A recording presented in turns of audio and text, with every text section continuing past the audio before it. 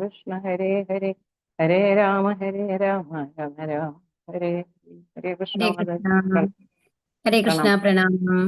ശ്രീ ശ്രീ രാധാഗോവിന്ദ് ടെമ്പിളിന്റെ കീഴിലുള്ള ഭാഗവതം പഠനത്തിലേക്ക് എല്ലാവർക്കും സ്വാഗതം. ഹരേ കൃഷ്ണ മാതാജി. ഹരേ കൃഷ്ണ. പ്രണാമം. ഹരേ കൃഷ്ണ മാതാജി. പ്രണാമം. ഓം അജ്ഞാനതിമിരാന്തസ്യ ജ്ഞാനാഞ്ജനശലാകയാ ചക്ഷുരുന്മീലിതം യേന തസ്മൈ ശ്രീഗുരവേ നമഃ. ശ്രീചൈതന്യമനോഭീഷ്ടം സ്ഥാപിതം യേന ഭൂതലേ സ്വയം രൂപം പദാമഹ്യം ദദാതി സ്വപദാന്തികം. വന്ദേ പദകമലം ശ്രീഗുരും വൈഷ്ണവാംശ്ച ശ്രീരൂപം സാഗ്രജാതം സഗണരഘുനാഥാനിധം താം സജീവം സാദ്വൈതം സാവധൂതം പരിജനസഹിതം ശ്രീകൃഷ്ണ ചൈതന്യദേവം ശ്രീരാധാ കൃഷ്ണപാദാൻ സഗണലളിതാ ശ്രീവിശാഖാനിധം ഹേ കൃഷ്ണ കരുണാ സിന്ധോ ദീനബന്ധോ ജഗത്പദേ ഗോപേശ ഗോപികാകാന്ത രാധാകാന്ത നമോസ്തുതേ തപ്തകാഞ്ചന ഗൗരാംഗീ രാധേ വൃന്ദാവനേശ്വരി വൃഷഭാനുസുതേ ദേവി പ്രണമാമി ഹരിപ്രിയേ വാഞ്ചാകൽപതരുഭ്യശ്ച കൃപാ സിന്ധുഭ്യേവ ച പതിതാനാം പാവനേഭ്യോ വൈഷ്ണവേഭ്യോ നമോ നമഃ. നമാം വിഷ്ണുപാദായ കൃഷ്ണപ്രേഷ്ഠായ ഭൂതലേ ശ്രീമതേ ഭക്തിവേദാന്ത സ്വാമിൻ ഇതി നാമിനെ. നമസ്തേ സാരസ്വതേ ദേവേ ഗൗരവാണി പ്രചാരിണേ നിർവിശേഷ ശൂന്യവാദി പാശ്ചാത്യദേശതാരിണേ. നാരായണം നമസ്കൃഭ്യാം നരം ചൈവ നരോത്തമം ദേവീം സരസ്വതിം വ്യാസം തതോ ജയമുദീരയത്. നഷ്ടപ്രായേഷു ഭദ്രേഷു നിത്യം ഭാഗവത സേവയാ ഭഗവതിർ ഉത്തമ ശ്ലോകേ ഭക്തിർ ഭവതി നൈഷ്ഠികി. നമാം വിഷ്ണുപാദായ കൃഷ്ണപ്രേഷ്ഠായ ഭൂതലേ ശ്രീമതേ ഭക്തിവേദാന്ത സ്വാമിനി നാമിനി.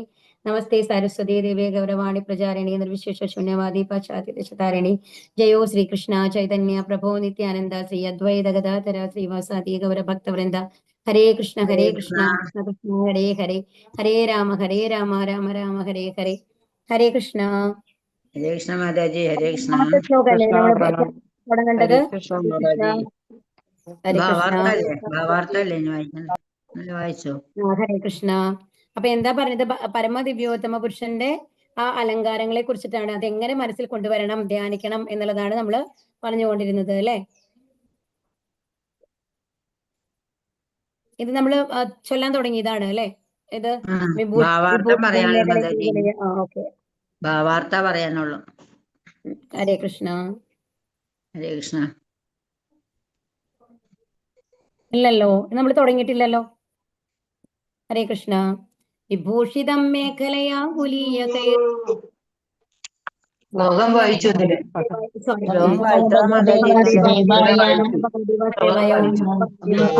നാളെ വായിക്കാതെ മാതാജി പറഞ്ഞായിരുന്നു. മഹാധരേർന്നോ പുരകങ്കണാദിഭിഃ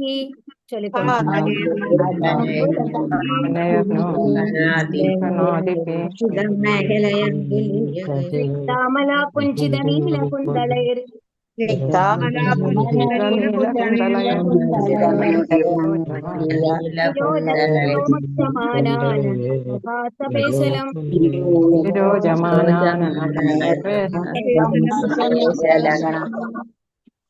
ഹരേ കൃഷ്ണ. വിഭൂഷിതം സമൃദ്ധമായി അലങ്കരിച്ച മേഖലയെ അരയിൽ ഒരു പുഷ്പഹാരം ധരിച്ച് അങ്കുലീയ കൈ വിരലിൽ മോതിരങ്ങളാലും മഹാധനേഹി എല്ലാം വിലപിടിപ്പുള്ളവ നൂപുരങ്ങൾ കിലുങ്ങുന്ന പാദസരങ്ങൾ കങ്കണ ആദിഭിഹി കങ്കണങ്ങളാലും വളകൾ സ്നിഗ്ധമായ മൃദുവായ അമല പരിശുദ്ധമായ ആ കുഞ്ചിത ചുരുണ്ട നീല നിറമാർന്ന കുന്തൽ തലമുടി വിരോചമാന അത്യന്തം രമണീയമായ ആനന മുഖം മന്ദഹാസം കേശലം ഭംഗിയുള്ള.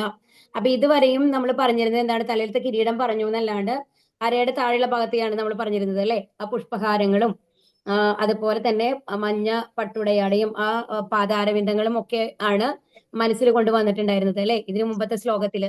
അപ്പൊ ഇവിടെ എന്താണ്? അതിനുശേഷം മുഖം എങ്ങനെയാണ് എന്നുള്ളതൊക്കെയാണ്, വളകളും എല്ലാമാണ് ഇവിടെ പറയുന്നത്. വിവർത്തനം ശ്രീലപ്രപാദിക്ക് ജയ്. ശോഭാവഹമായ പുഷ്പഹാരം അരയ്ക്ക് ചുറ്റും അണിഞ്ഞു, അരപ്പട്ട പോലെ അല്ലെ. അമൂല്യമായ രത്നങ്ങൾ പതിപ്പിച്ച മോതിരങ്ങൾ വിരലിൽ അണിഞ്ഞും സർവൈശ്വര്യപൂർണനായി അദ്ദേഹം അലങ്കരിച്ചിരിക്കുന്നു.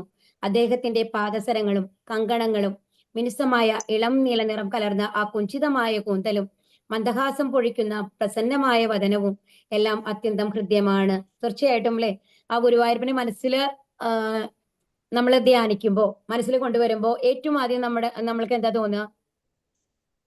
ഹരേ കൃഷ്ണ. പീലികൾ നിരത്ത കുത്തി. അല്ലെ, ഒരു നമ്മളുടെ മനസ്സിൽ എന്താ തോന്നുന്നതാണ് ചോദിച്ചത്. എന്താണ്? ഒരു മന്ദഹാസം വരും അല്ലെ? നമ്മൾ ആ ഭഗവാന്റെ ചിരിയാണ്, ആ മന്ദഹാസാണ് നമ്മുടെ മുമ്പിൽ ആദ്യം നിൽക്കുക. അതുപോലെ തന്നെ നമ്മുടെ മനസ്സിൽ ഒരു ചിരി വരും അല്ലേ? അങ്ങനെയല്ല ഉണ്ടാവുക? തീർച്ചയായിട്ടും. എപ്പോഴെങ്കിലും ഗുരുവായൂരപ്പന്റെ ആ രൂപം മനസ്സിൽ വരുമ്പോൾ ആർക്കെങ്കിലും ദുഃഖം തോന്നാറുണ്ടോ? അതിശയം തോന്നാറുണ്ടോ? അതിനേക്കാളും കൂടുതൽ ആദ്യം നമ്മുടെ മനസ്സിൽ ഒരു സന്തോഷമായിട്ടുള്ള ഒരു ചിരിയാണ് നമ്മുടെ ഉള്ളിൽ വരിക. കാരണം ഭഗവാന്റെ മന്ദഹാസാണ് നമ്മൾ ഏറ്റവും കൂടുതൽ ആകർഷിക്കുക അല്ലെ? അതുപോലെയാണ്. അപ്പൊ അതാണ് ഓരോന്നും അദ്ദേഹത്തിന്റെ ആ പാദസരങ്ങളും കങ്കണങ്ങളും മിനുസമായി ഇളം കലർന്ന ആ അത് മുടിയും മന്ദഹാസം പൊഴിക്കുന്ന പ്രസന്നമായ വദനവും എല്ലാം അത്യന്തം ഹൃദ്യമാണ് എന്ന് പറയുകയാണ്. മരവിന്ദളായ താക്ഷം എന്ന് പറഞ്ഞിട്ട് ബ്രഹ്മസംഹിതയിൽ മനോഹരമായിട്ടൊരു ശ്ലോകം ഉണ്ട്. ഇതുപോലെ തന്നെയാണ് ആ ഭഗവാന്റെ എല്ലാ വർണ്ണനയും കൂടി ഒരുമിച്ച് വരുന്നത്. ഭാവാർത്ഥം. ശ്രീല പ്രഭുപാദിക്ക് ജയ്. മറ്റ് ദേവന്മാർക്കെല്ലാം മധ്യേ അത്യന്തം ഭംഗിയുള്ള വ്യക്തി പരമദിവ്യോത്തമ പുരുഷനാണെന്നും ആരാധനാ സുഗമതയ്ക്ക് വേണ്ടിയുള്ള ഭക്തന്റെ സങ്കല്പനം മാത്രമല്ല, അദ്ദേഹം യഥാർത്ഥത്തിൽ പരമപുരുഷനാണെന്നും നിർവ്യക്തികവാദികളെ പഠിപ്പിക്കാൻ ശ്രീ ശുകദേവ ഗോസ്വാമി ഭഗവാന്റെ ഓരോ അവയവങ്ങളുടെയും അതീന്ദ്രിയ സൗന്ദര്യത്തെ ഒന്നൊന്നായി വർണ്ണിക്കുന്നു. പരമസത്യത്തിന്റെ പരിപൂർണ സത്യത്തിന്റെ നിർവ്യക്തിഗത ഭാവം എന്നത് സൂര്യരശ്മികൾ സൂര്യന്റെ അംശുപ്രസരണം എന്ന പോലെ അദ്ദേഹത്തിന്റെ ദീപ്തിമത്തായ കിരണസ്ഫുരണമാണ്. അപ്പൊ ഇവിടെ എന്താ പറയുന്നത്? ശരിക്കും നിറയെ പേര് അന്നത്തെ കാലത്ത് ഉണ്ടായിരുന്നത് നിർവ്യക്തിഗത രൂപം, അതായത് ഭഗവാനെ ഒരു ശക്തിയായിട്ട് ഊർജമായിട്ട് കണ്ടിട്ട് ആരാധിക്കുന്ന രീതിയിലാണ് ഉണ്ടായിരുന്നത് അല്ലെ? ഭഗവാൻ ഒരു രൂപമില്ല, നിർഗുണനാണ്, ഗുണങ്ങളില്ല എന്നുള്ള രീതിയിലാണ് ഭഗവാനെ കാണുന്നത്. പക്ഷേ ശുകദേവ ഗോസ്വാമി എന്തിനാണ് ഈ 3 ശ്ലോകങ്ങൾ നമുക്ക് തന്നിട്ടുള്ളത്? എന്തിനാണെന്നാണ് ഇവിടെ പറയുന്നത്? ഭഗവാൻ എങ്ങനെയായിരുന്നു? അതായത് ഭഗവാന് രൂപമില്ല എന്ന് വിശ്വസിക്കുന്ന ആൾക്കാർക്ക് ഭഗവാൻ ഒരു രൂപമുണ്ട്, ഇതാണ് ഭഗവാന്റെ യഥാർത്ഥ രൂപം എന്നുള്ളത് പറഞ്ഞ് പഠിപ്പിക്കുകയാണ്. ഭഗവാന്റെ ഓരോ കാലുകളിലുള്ള കങ്കണം എന്ന് പറയുമ്പോൾ ഒരു വ്യക്തിയെ വർണ്ണിക്കുകയാണ് ഇവിടെ ചെയ്യുന്നത് അല്ലെ? എന്താണ്? അത് കേശാദിപാദ വർണ്ണനയാണ്. അത് പാദങ്ങൾ തൊട്ടാണ് നമ്മൾ തുടങ്ങേണ്ടത്. അപ്പൊ ഭഗവാന്റെ കേശം തൊട്ട് പാദങ്ങൾ വരെ എങ്ങനെയാണ് എന്നുള്ള വർണ്ണനയാണ് ഈ 3 ശ്ലോകങ്ങളിൽ നമ്മൾക്ക് കാണാൻ പറ്റുക. അത് ആർക്ക് വേണ്ടിയിട്ടാണെന്നാണ് പറയുന്നത്? നിർവ്യക്തിഗത വാദികളെ പഠിപ്പിക്കാൻ വേണ്ടിയിട്ടാണ്. ഓരോ അവയവങ്ങളും ഭഗവാന്റെ അതീവ സുന്ദരമാണ്, ഭഗവാൻ ഒരു വ്യക്തി രൂപിയാണ്, ഒരു വ്യക്തിയാണ് എന്നുള്ളതാണ്.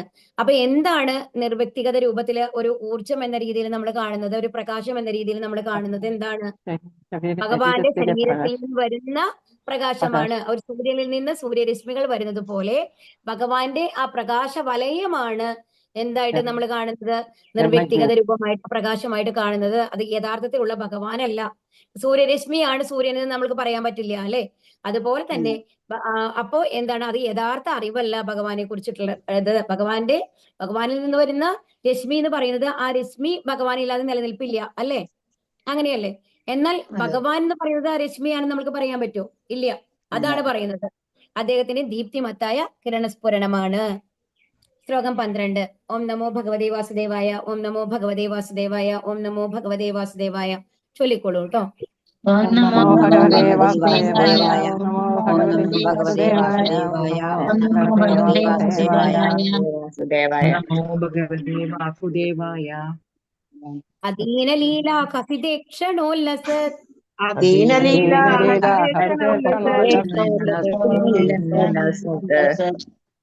ഭ്രൂഭംഗ സംസൂചിത ഭൂര്യനുഗ്രഹം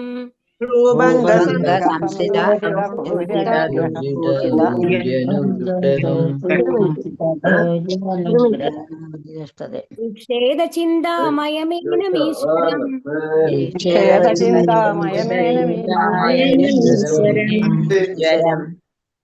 യാവൻ മനോഹാരണയാവതിഷ്ഠതേ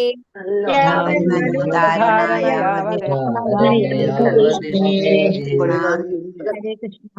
അദീന അതീവ ഉദാരാത്മാവായ ലീലകൾ അസിത പുഞ്ചിരിച്ചുകൊണ്ട് മേൽ കടാക്ഷിച്ചുകൊണ്ട് ഉല്ലസ പ്രദീപ്തമായ ഭ്രൂഭംഗ പുരുകങ്ങളാൽ അടയാളം കാട്ടി അറിയിക്കുന്ന സംസൂചിത സൂചിപ്പിക്കുന്നു. ഭൂരി വിശാലമായ അനുഗ്രഹം അനുഗ്രഹം. ഈ ക്ഷേത ഒരുവൻ തീർച്ചയായും ഏകാഗ്രമാകണം. അനാമയം അതീന്ദ്രിയമായ ഏനം ഈ സവിശേഷമായ ഈശ്വരം എല്ലാവരും അതൊക്കെ കേൾക്കുന്നില്ല ഹരേ കൃഷ്ണ മാതാജി, ഒന്നും കേൾക്കും ഭയങ്കര കേൾക്കുന്നില്ല. അതെ, ഒന്നും കേൾക്കുന്നില്ലല്ലോ. ആരോ സംസാരങ്ങളാണ് കേൾക്കുന്നുണ്ടോ?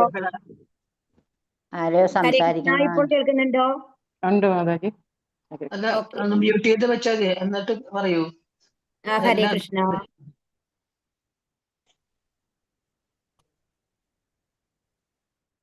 ഹരേ കൃഷ്ണ. ഇപ്പൊ കേൾക്കാം അല്ലേ? അപ്പൊ ആവശ്യത്തിന് മാത്രം അൺമ്യൂട്ട് ചെയ്യാം കേട്ടോ. അതുപോലെ തന്നെ നിങ്ങൾക്ക് എന്തെങ്കിലും സംസാരിക്കുന്നുണ്ടെന്നുണ്ടെങ്കിൽ നിങ്ങൾ അവെയർ ആവണം നമ്മൾ അൺമ്യൂട്ടിലാണ് ഇരിക്കുന്നത് എന്നുള്ളത്. എന്നിട്ട് അപ്പൊ അത് മ്യൂട്ട് ചെയ്ത് കഴിഞ്ഞിട്ട് സംസാരിക്കാൻ ശ്രമിക്കുക കേട്ടോ. ഹരേ കൃഷ്ണ.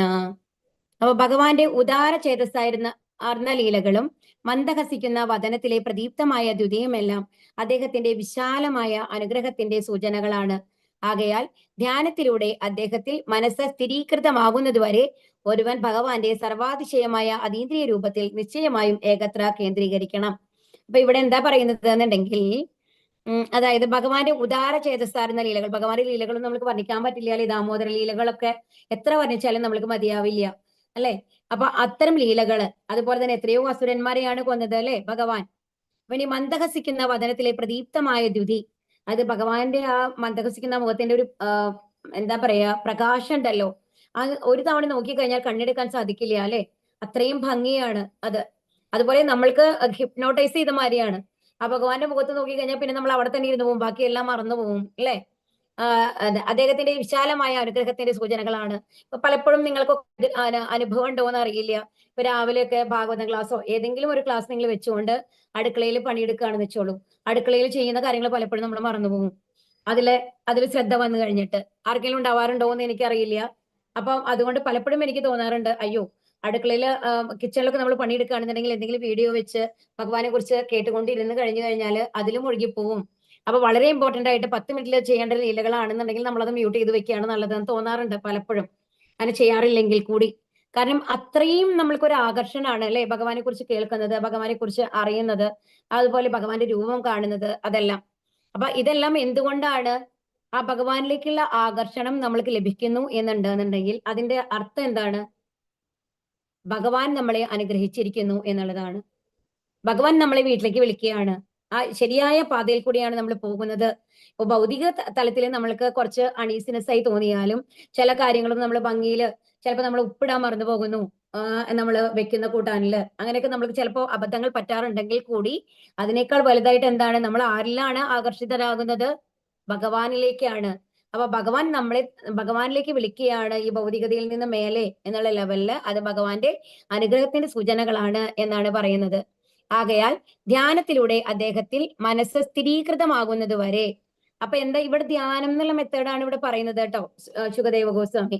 നാമസങ്കീർത്തന യജ്ഞം അല്ല. അപ്പൊ മനസ്സിലെ പരമാത്മാ രൂപത്തിലുള്ള ഭഗവാനെ ധ്യാനിക്കണം. വിരാട് രൂപം കഴിഞ്ഞ് കഴിഞ്ഞിട്ട് ഇപ്പൊ നമ്മൾ പരമാത്മാ രൂപത്തിലാണല്ലോ.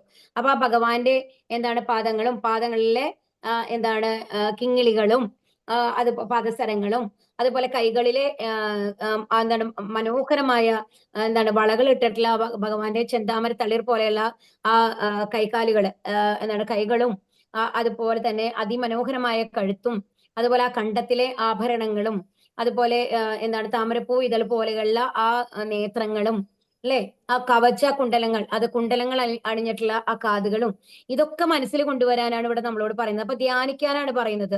അപ്പൊ ഇവിടെ എന്താ പറയുന്നത്?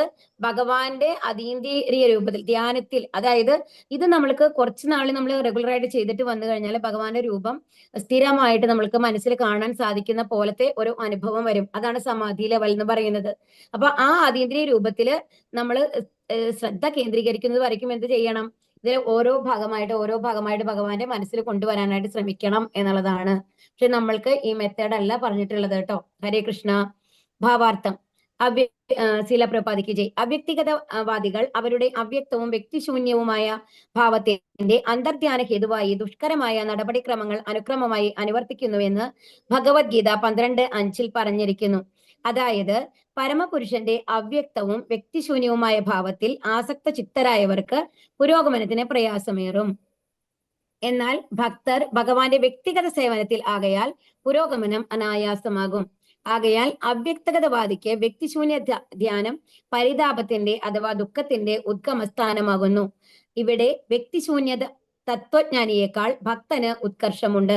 അപ്പൊ നമ്മള് നമ്മൾ വിശ്വാമിത്രനെയൊക്കെ കണ്ടിട്ടുണ്ട് അല്ലെ, വിശ്വാമിത്ര മുനിയൊക്കെ. അദ്ദേഹം വന്നു കഴിഞ്ഞിട്ട് ഈ ധ്യാനത്തിലൊക്കെ അഗ്രഗണ്യനായിട്ട് സമാധി ലെവലിൽ ഒരുപാട് സമയം ഇരിക്കാനായിട്ട് സാധിക്കും. അവർക്കും അതുപോലെ യോഗസിദ്ധികൾ അത്രയ്ക്കാണ് വിശ്വാമിത്രന്. നമ്മള് ത്രിശങ്കു സ്വർഗമൊക്കെ നമ്മൾക്ക് അറിയാവുന്നതാണ് അല്ലെ. അപ്പോ അത്രയും യോഗസിദ്ധിയുള്ള ഒരാളായിരുന്നു. പക്ഷെ എന്നിട്ട് പോലും മനസ്സിന് നിയന്ത്രണം ഉണ്ടായിരുന്നു വിശ്വാമിത്രന് നമ്മൾക്ക് പറയാൻ സാധിക്കില്ല. കാരണം എന്താണ്, മേനകയെ കണ്ടപ്പോൾ, അതീവ സുന്ദരിയായിട്ടുള്ള മേനകയെ കണ്ടപ്പോൾ അവരാൽ ആകർഷിക്കപ്പെടുകയാണ് ചെയ്യുന്നത് അല്ലെ. എന്നിട്ടാണ് ശകുന്തളയുടെ ജനനം വരുന്നത്. അത് നമ്മൾക്ക് അറിയുന്ന കഥയാണ് അല്ലെ. അപ്പൊ വിശ്വാമിത്രനും മേനകയും തമ്മിലുള്ള ആ ഒരു ബന്ധം എന്ന് പറയുന്നത് ഒരിക്കലും നമ്മൾക്ക് എന്താ പറയാ നീതീകരിക്കാൻ പറ്റില്ല. ശരിക്കും പറഞ്ഞാൽ അത്രയും തപോനിഷ്ഠനായിട്ടുള്ള ഒരാൾക്ക്, ബ്രഹ്മചര്യാവ്രതം എടുത്തിരിക്കുന്ന ഒരാൾക്ക്, സന്യാസി ജീവിതം നയിച്ചുകൊണ്ടിരിക്കുന്ന ഒരാൾക്ക് വന്നു കഴിഞ്ഞിട്ട് ഒരു സ്ത്രീയില് ആകർഷണം ഉണ്ടാവുക. ഒരു സാധാരണ രീതിയിൽ ഒരു ഗൃഹസ്ഥനാണെങ്കിൽ ശരിയാണ്, ഭാര്യയോട് ആകർഷണം ഉണ്ടാവും, കുട്ടികളോട് ആകർഷണം ഉണ്ടാവും. പക്ഷെ ബ്രഹ്മചര്യ, ഒരു സന്യാസം എന്നുള്ളതിന്റെ ലക്ഷ്യം തന്നെ എന്താണ്, എല്ലാത്തിൽ നിന്നും പ്രത്യേകിച്ച് സ്ത്രീകളോടും ധനത്തോടും ആസക്തി ഉണ്ടാവാൻ പാടില്ല എന്നുള്ളതാണ്. ന ജനം ന ധനം ന സുന്ദരിയും എന്നുള്ളതാണ് അതിന്റെ ആ റൂൾ തന്നെ.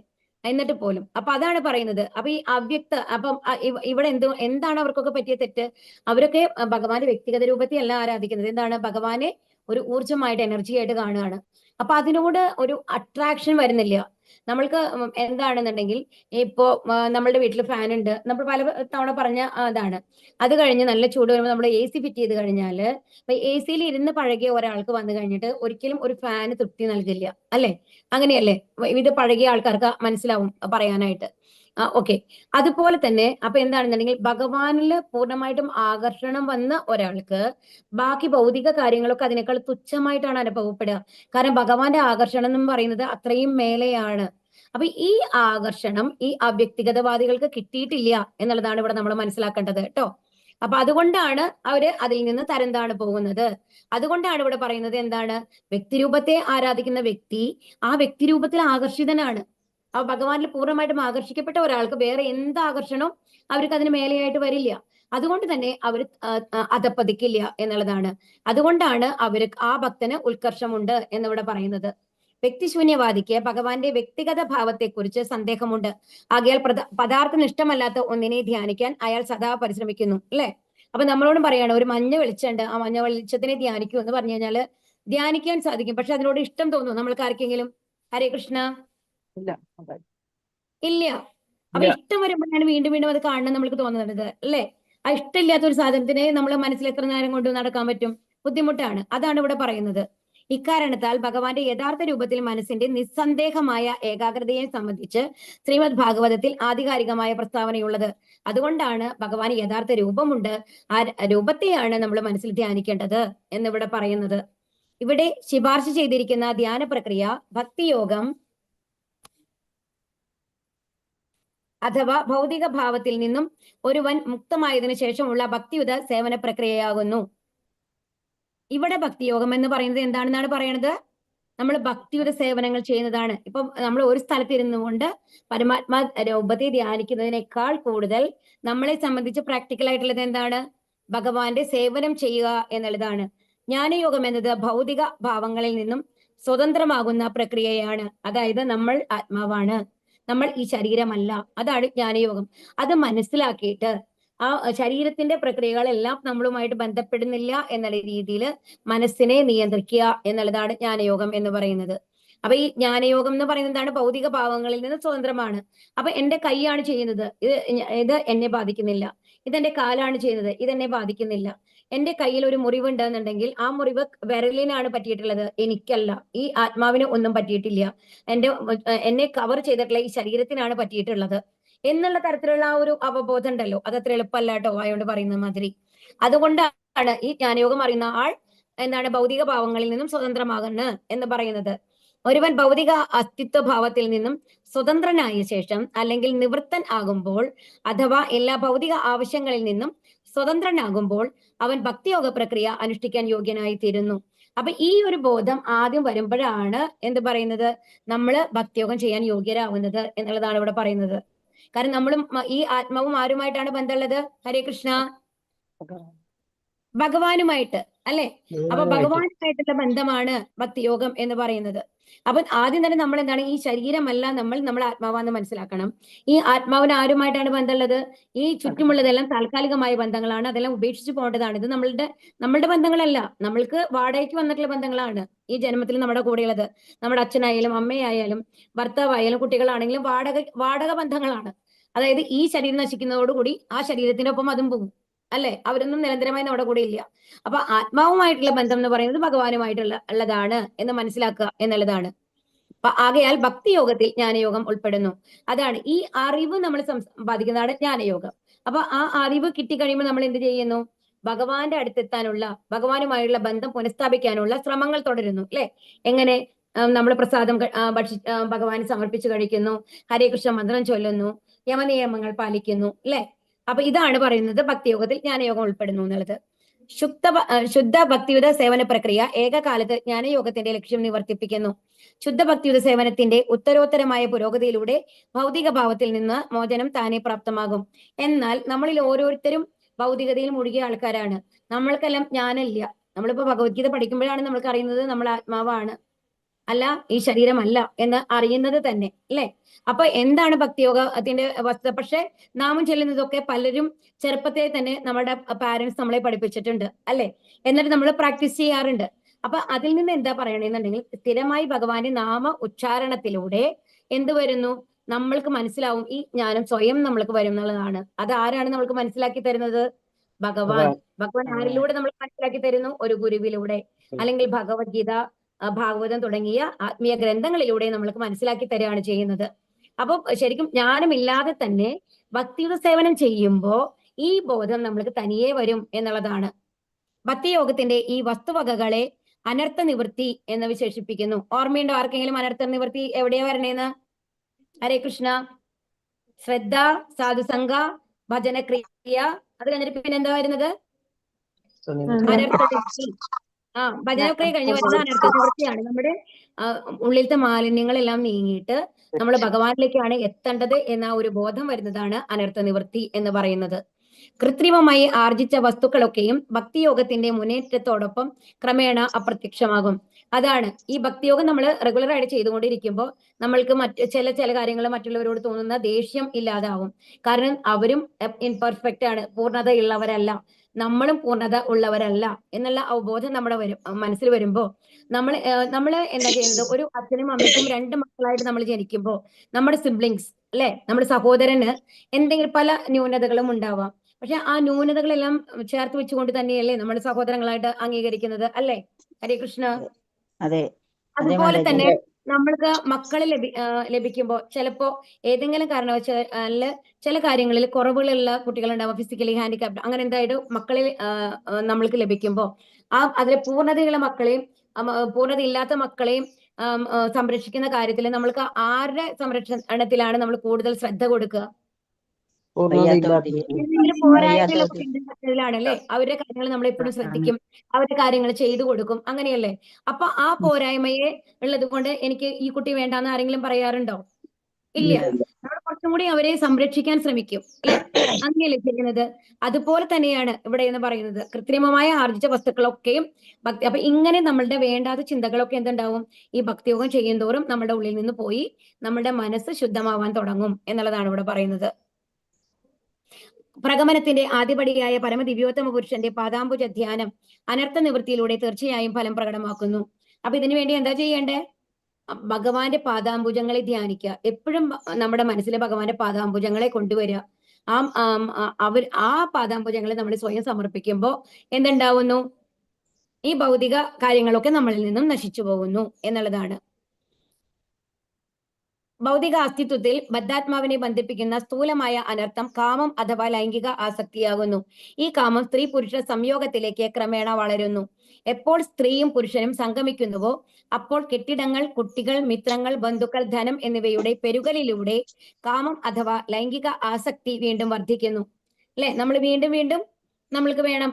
ഈ ലൈംഗികാസക്തി എന്ന് പറയുമ്പോൾ ഒരു സ്ത്രീ പുരുഷ ബന്ധം ഉണ്ട്. അതോടൊപ്പം തന്നെ നമ്മൾക്ക് വലിയ വീട് വേണം, വലിയ കാറ് വേണം, അങ്ങനത്തെ ആഗ്രഹങ്ങൾ, ധനം കുമിഞ്ഞു കൂട്ടണം എന്നുള്ള കാര്യങ്ങളൊക്കെ അതിന്റെ ഒപ്പം വരുന്നതാണ് കേട്ടോ. ഇവയൊക്കെ സ്വായത്തമാക്കുമ്പോൾ ബദ്ധാത്മാവ് അത്തരം കുരുക്കുകളിൽ ഉപപ്ലുതമായി തീരുന്നു. അപ്പൊ പിന്നെ അതിൽ നിന്ന് മോചനമില്ല നമ്മൾക്ക്. ഇപ്പൊ 1,00,000 രൂപ എനിക്ക് ശമ്പളം ഉണ്ടെന്നുണ്ടെങ്കിൽ അടുത്ത കൊല്ലം എനിക്ക് 1,50,000 കിട്ടണം എന്നുള്ള മോഹത്തില് ഞാൻ വേറെ വേറെ ജോലികൾ ചെയ്യുന്നു, അല്ലെങ്കിൽ വേറെ കുറച്ചും കൂടി ശമ്പളം കിട്ടാവുന്ന ജോലിക്ക് വേണ്ടി ഞാൻ ട്രൈ ചെയ്യുന്നു എന്നതാണ്. മാത്രവുമല്ല മിഥ്യാഹംബോധം അഥവാ ഞാൻ എന്നും എന്റേത് എന്നുമുള്ള ബോധം പ്രബലമായി തീരുന്നു. എന്റെ മക്കളാണ്, എന്റെ ഭാര്യയാണ് എന്നുള്ള ബോധം. ആരെങ്കിലും അവരെ പറ്റി ഒരു തെറ്റായി പറയുമ്പോൾ നമ്മൾക്ക് സഹിക്കാൻ കഴിയില്ല അല്ലെ?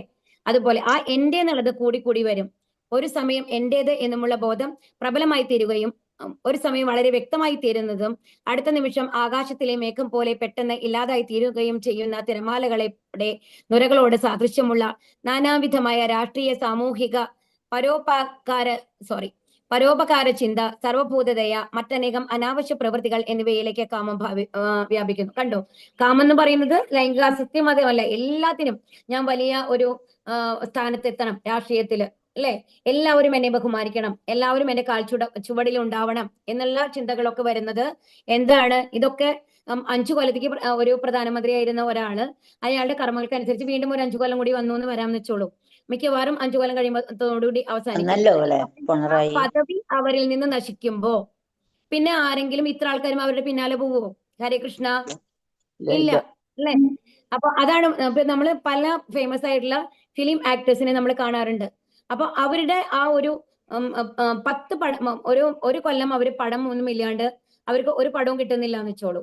2 കൊല്ലം കഴിഞ്ഞ് അവര് ഇൻഡസ്ട്രിയിൽ നിന്ന് ഔട്ട് ആയി എന്ന് വിചാരിച്ചോളൂ. അങ്ങനെയാണെങ്കിൽ അവര് പിന്നാലെ പിന്നെ ഈ ആൾക്കാർ പോവോ? ഹരേ കൃഷ്ണ, ഇല്ല. അപ്പോഴത്തെ ട്രെൻഡ് അനുസരിച്ചിട്ടാണ് പോകുന്നത് അല്ലെ? അപ്പൊ ഇതാണ് നമ്മൾ മനസ്സിലാക്കേണ്ടത്. ഇതെല്ലാം ശാശ്വതമല്ല എന്നുള്ളത്. അതുപോലെ തന്നെയാണ് പരോപകാര ചിന്ത. മറ്റുള്ളവർക്ക് നമ്മൾ ഉപകാരം ചെയ്യുന്ന കാര്യങ്ങളാണെന്നുണ്ടെങ്കിലും അവർക്ക് ഉപകാരം കിട്ടുന്ന സമയം വരയ്ക്ക് അവർ നമ്മളെ ബഹുമാനിക്കും.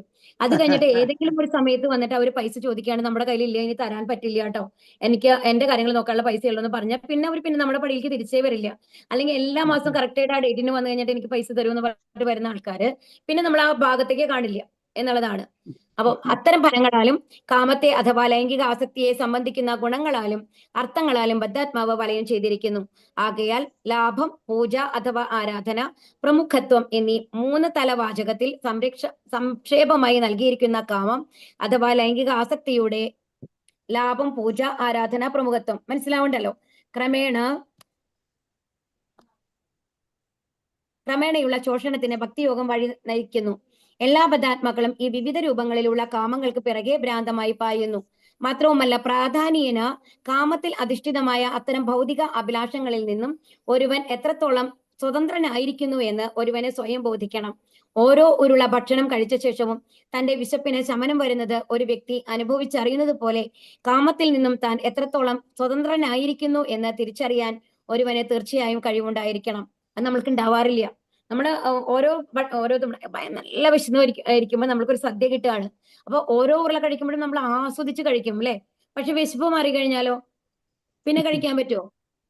കഴിക്കാൻ പറ്റില്ല. നമ്മുടെ വയറ് നിറഞ്ഞു, അത് കഴിഞ്ഞ് എമ്പക്കം വിടുന്ന വരയ്ക്കും നമുക്ക് ഭക്ഷണം കഴിക്കാം. അതിനുശേഷം കഴിക്കാൻ ബുദ്ധിമുട്ടാണ്. ബാക്കി എത്ര നല്ല സാധനങ്ങളാണെന്നുണ്ടെങ്കിലും ആ ഇലയിൽ അവശേഷിക്കും. അങ്ങനെയല്ലേ? അതുപോലെ ആയിരിക്കണം. അതായത് നമ്മളുടെ ഓരോ സ്റ്റെപ്പിലും നമ്മൾ കാമത്തിൽ നിന്നും നമ്മൾ സ്വതന്ത്രനാണോ, ഈ ആഗ്രഹം എനിക്ക് വേണ്ടതാണോ അല്ലയോ എന്ന് തിരിച്ചറിയാൻ നമ്മൾക്ക് കഴിയണം എന്നുള്ളതാണ്. അതായത് ഇത് എനിക്ക് ശരിക്കും വേണ്ട സാധനത്തിന് വേണ്ടിയിട്ടാണോ ഞാൻ പ്രയത്നിക്കുന്നത്, ആവശ്യമുണ്ടോ എന്റെ ജീവിതത്തിൽ ഇത്? ഈ ഒരു ചോദ്യം എപ്പോഴും നമ്മൾ നമ്മളോട് ചോദിച്ചുകൊണ്ടിരിക്കണം.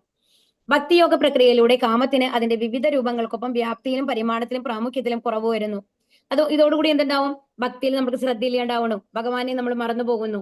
എന്തെന്നാൽ ഭക്തൻ ഭൗതികമായി വിദ്യാസമ്പന്നൻ അല്ലെങ്കിൽ പോലും ഭഗവത് ദാക്ഷിണ്യത്താൽ ഭക്തിയോഗം സ്വയം പ്രേരിതമായി ജ്ഞാനത്തിലും പരിത്യാഗത്തിലും ഗുണാവഹമായി പരിണമിക്കുകയും ചെയ്യുന്നു. നമ്മൾ ഒരുപാട് വിദ്യാഭ്യാസം ഇല്ലാത്ത ആൾക്കാരാണെങ്കിലും ശരി, ഭക്തി ചെയ്യുന്ന ആൾക്കാരാണെന്നുണ്ടെങ്കിൽ എന്താണ് ശരി എന്താണ് തെറ്റ് എന്നറിയാനുള്ള വിവേചന ബുദ്ധി അവർക്കുണ്ടാവും എന്നുള്ളതാണ് ഇവിടെ പറയുന്നത്. അത് അവർക്ക് ഗുണമായിട്ടുണ്ടാവും. അപ്പൊ വസ്തുതകളെ അതേപടി മനസ്സിലാക്കുകയാണ് അറിവ് എന്നതുകൊണ്ട് അർത്ഥമാക്കുന്നത്. അതായത് നമ്മൾ IAS എടുക്കുന്നതോ ഒരു ഡോക്ടർ ആവുന്നതോ അല്ല അറിവ്. അറിവ് എന്ന് പറയുന്നത് എന്താണ്? എന്താണ് നമ്മൾ ചെയ്യേണ്ടത്, എന്താണ് ചെയ്യേണ്ടാത്തത് എന്ന് വേർതിരിച്ച് അറിയുക എന്നുള്ളതാണ് അറിവ്. അനാവശ്യമായ അനവധി കാര്യങ്ങളുണ്ടെന്ന് നമുക്ക് ചിന്തയിലൂടെ മനസ്സിലാക്കാൻ കഴിയും. ജ്ഞാനമാർജിച്ച ഒരുവൻ അത്തരം അനാവശ്യ കാര്യങ്ങളെ സ്വാഭാവികമായും ഉപേക്ഷിക്കുന്നു. ഭൗതിക ആവശ്യകത്വങ്ങളൊക്കെയും അനാവശ്യ കാര്യങ്ങളാണെന്ന് ബദ്ധാത്മാവ് ജ്ഞാന സംസ്കാരത്തിലൂടെ തിരിച്ചറിയുമ്പോൾ അവൻ അത്തരം അനാവശ്യ കാര്യങ്ങളിൽ നിന്നും മുക്തനാകും. ഈ ജ്ഞാനാവസ്ഥയെ വൈരാഗ്യം അഥവാ ആവശ്യമില്ലാത്ത കാര്യങ്ങളിൽ നിന്നുള്ള നിർമുക്തത എന്ന് വിശേഷിപ്പിക്കുന്നു. അതായത് നമ്മൾ ഭഗവാനു വേണ്ടി പൂർണ്ണമായിട്ട് സമർപ്പിക്കുമ്പോൾ നമ്മൾക്ക് മക്കളുണ്ടാവാം, നമ്മൾ ഗൃഹസ്ഥനായിരിക്കാം, എന്നാൽ കൂടി നമ്മൾക്ക് അറിയാമെന്ന് ആ കുട്ടികൾക്ക് വേണ്ടിയിട്ട് എത്രത്തോളം നമ്മൾ സംഭരിക്കണം. അതായത് അവരുടെ സ്വന്തം കാലിൽ നിൽക്കാൻ നമ്മൾ പഠിപ്പിക്കണം. അവര് ആ ലെവലിലേക്ക് എത്തുന്നതോട് കൂടിയിട്ട് നമ്മളെ ഡ്യൂട്ടി കഴിഞ്ഞു. പിന്നെ അത് അവരുടെ ലൈഫാണ്, നമ്മൾ അതിൽ ഇന്റർഫിയർ ചെയ്യാൻ പാടില്ല എന്നുള്ളതാണ് തത്വം. പക്ഷെ നമ്മൾ പലപ്പോഴും എന്താണ് ചെയ്യുന്നത്, അവരുടെയും മക്കൾക്ക് വേണ്ടിയുള്ളതൊക്കെ നമ്മൾ സംഭരിക്കണം എന്നുള്ള ആ ഒരു എന്താ പറയാ ഉത്കർഷ ഇച്ഛ എന്ന് പറയില്ലേ, ആ ഇച്ഛയിൽ നമ്മൾ കിട്ടുന്നതെല്ലാം വാരിക്കൂട്ടാനുള്ള ഒരു ശ്രമത്തില് നമ്മുടെ ലൈഫ് മുഴുവൻ നശിപ്പിക്കുകയാണ് ചെയ്യുന്നത്. അപ്പം നമ്മൾക്ക് എന്തറിയണം, ഏത് ലെവലിലാണ് നമ്മൾക്ക് ഭൗതിക ശരീരം നിലനിർത്തണം എന്നുണ്ടെന്നുണ്ടെങ്കിൽ നമ്മൾക്ക് എന്ത് വേണം, തീർച്ചയായിട്ടും നമുക്ക് പണം ആവശ്യമാണ്. അതിനാവശ്യമുള്ള പണം മാത്രമേ നമ്മൾ സംഭരിക്കാൻ പാടുള്ളൂ. അതിനേക്കാൾ കൂടുതൽ അത് മുഴുകരുത് എന്നുള്ളതാണ് ഇവിടെ പറയുന്നത്. ഭക്ഷണ പ്രശ്നങ്ങൾ, ഉറക്കം, ആശ്രയം എന്നീ ജീവിതത്തിലെ കേവല ആവശ്യകതകൾക്ക് ചില പോംവഴികൾ ശ്രീ സുഖദേവ ഗോസ്വാമി നിർദ്ദേശിച്ചിരിക്കുന്നു. എന്നാൽ കാമപൂരണത്തിന് അഥവാ ലൈംഗിക സംതൃപ്തിക്ക് ഒരു പോംവഴിയും നിർദ്ദേശിച്ചിട്ടില്ല. എപ്പോഴും ലൈംഗികാസക്തി കൂടെയുള്ള ഒരുവൻ പരിത്യാഗ ജീവിതക്രമം അഥവാ സന്യാസം സ്വീകരിക്കാൻ ഒരിക്കലും ഉദ്യമിക്കരുത്. അതായത് ആദ്യം തന്നെ ഗൃഹസ്ഥാശ്രമത്തിന് മുമ്പ് സന്യാസം സ്വീകരിക്കണം എന്ന് ആരും പറയുന്നില്ല.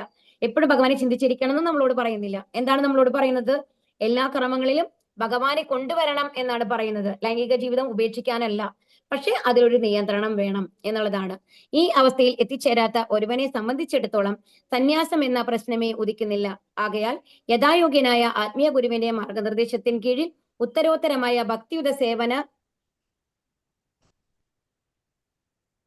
പ്രക്രിയയാലും ഭാഗവത തത്വങ്ങളെ അനുവർത്തിച്ചും യഥാർത്ഥമായും സന്യാസ ജീവിതം സ്വീകരിക്കുന്നതിന് മുമ്പ് ലജ്ജാവഹമായ കാമത്തെ നിയന്ത്രിക്കാൻ ഒരുവൻ തീർച്ചയായും പ്രാപ്തനായിരിക്കണം. അപ്പൊ ഇവിടെ എന്താ പറയുന്നത് എന്നുണ്ടെങ്കിൽ, നമ്മൾ സന്യാസ ജീവിതം ഒന്നും നയിക്കേണ്ട, എന്ത് ചെയ്യണം, നിയന്ത്രിതമായ ലൈംഗിക ജീവിതം നയിച്ചുകൊണ്ട് ആഗ്രഹങ്ങൾക്കെല്ലാം ഒരു പരിമിതി വെച്ചുകൊണ്ട് ആവശ്യത്തിന് മാത്രം എല്ലാത്തിനും ഇൻവോൾവ് ആവുക എന്നുള്ളത്. കുട്ടികളോട് അറ്റാച്ച്മെന്റ് വേണം, എന്നാൽ ഓവർ അറ്റാച്ച്മെന്റ് ആവരുത്. അത് എത്രത്തോളം വേണം, അവരെ നല്ല രീതിയിൽ നയിക്കണം എന്നുള്ളതാണ് ഒരു പിതാവിന്റെ കടമ അല്ലെങ്കിൽ മാതാവിന്റെ കടമ എന്നുള്ളത് കൊണ്ട് അവർക്ക് വേണ്ട കാര്യങ്ങളൊക്കെ അവരെ സ്വയം നിൽക്കാനായിട്ട് പഠിപ്പിക്കുക എന്നുള്ളതാണ്. നമ്മൾ അവരെ നമ്മളുടെ ഒരു അടിമയാക്കുകയല്ല, എല്ലാം അച്ഛനെയും അമ്മയും ഡിപ്പെൻഡ് ചെയ്യുന്ന ലെവലിലേക്ക് മാറ്റല്ല വേണ്ടത്. അവരുടെ മക്കളെയും നമ്മൾ നോക്കി കൊടുക്കുന്നു എന്നുള്ളത് അത് ഒരിക്കലും ആവശ്യമില്ല. അത് അവരുടെ ജീവിതമാണ്, അവരുടെ കടമയാണ്. അവരൊരു പാരന്റ് ആവുമ്പോൾ ആ ഒരു പാരന്റ് ആയി കഴിഞ്ഞാൽ പിന്നെ നമ്മളുടെ റെസ്പോൺസിബിലിറ്റി കഴിഞ്ഞു അല്ലെ. അപ്പൊ ആ രീതിയിൽ എവിടെയൊക്കെ നമ്മൾക്ക് ലിമിറ്റ് ചെയ്യണം എന്നുള്ളത് നമ്മൾ പഠിക്കുക എന്നുള്ളതാണ് ഇവിടെ സുഖദേവ് ഗോസ്വാമി നമ്മളോട് പറയുന്നത്. എല്ലാം ഭഗവാനിൽ സമർപ്പിച്ചുകൊണ്ട്. ഹരേ കൃഷ്ണ. സമയമായല്ലോ, ഇനി അടുത്ത ക്ലാസ്സിൽ നമുക്ക് നോക്കാം കേട്ടോ. ബാക്കിയുള്ളത് വലിയ ഒരു ഭാവാർത്ഥാണ്. ഹരേ കൃഷ്ണ. കൃപാസിഭ്യേവ പതിതാനാം പാവനേഭ്യോ വൈഷ്ണവേഭ്യോ നമോ നമഃ. ആനന്ദകോടി വൈഷ്ണവൃന്ദ की जय, प्रभुपाद की जय, गुरु महाराज की जय, गौरी प्रेमानंदे हरि हरि बोल. हरे कृष्णा.